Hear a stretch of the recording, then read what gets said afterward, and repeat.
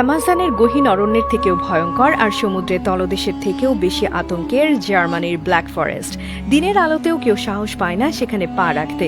সূর্য উঠলেও যেন আলো সেখানে পৌঁছাতে ভয় পায়। গাছের ডালে ডালে জমে থাকা কালো ছায়া আর প্রতিটি পাতার ফাঁকে লুকিয়ে থাকা এক অজানা চোখ যেন চুপচাপ তাকিয়ে থাকে কার আগমন হলো সেই খোঁজে।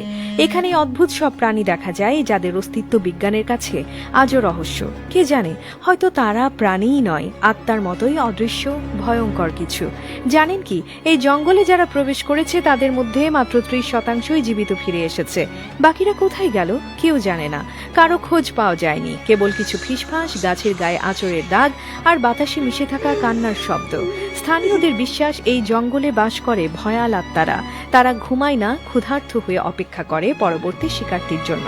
গাছের নিচে দাঁড়ালে পায়ের নিচে জমে থাকা পাতার স্তূপ যেন হঠাৎ নড়ে চড়ে উঠে আপনাকে টেনে নিচে নামিয়ে নিতে চায়।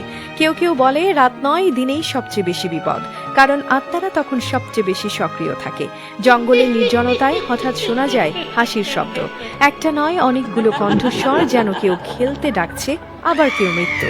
একজন বৃদ্ধার গল্প শোনা যায়। তার ছেলে গিয়েছিল কাঠ কাটতে, সকালে গিয়েছিল আর ফিরে আসেনি। খোঁজ করতে করতে গভীরে গেলে দেখা যায় তার কাটা কাঠ ঠিকই পড়ে আছে, কিন্তু সে নেই।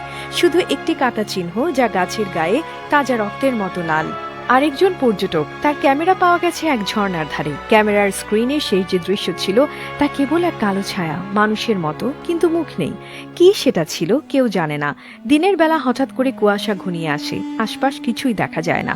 বাতাস নিঃশব্দ হয়, পাখিরাও থেমে যায়। আর তখনই শুরু হয় কিছু অদ্ভুত শব্দ। কখনো কেউ কাঁদে, কখনো কেউ ডাকে নাম ধরে।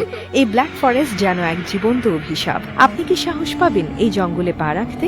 অন্ধকারে যখন আপনার নাম ধরে কেউ ডাকবে, আপনি কি উত্তর দেবেন?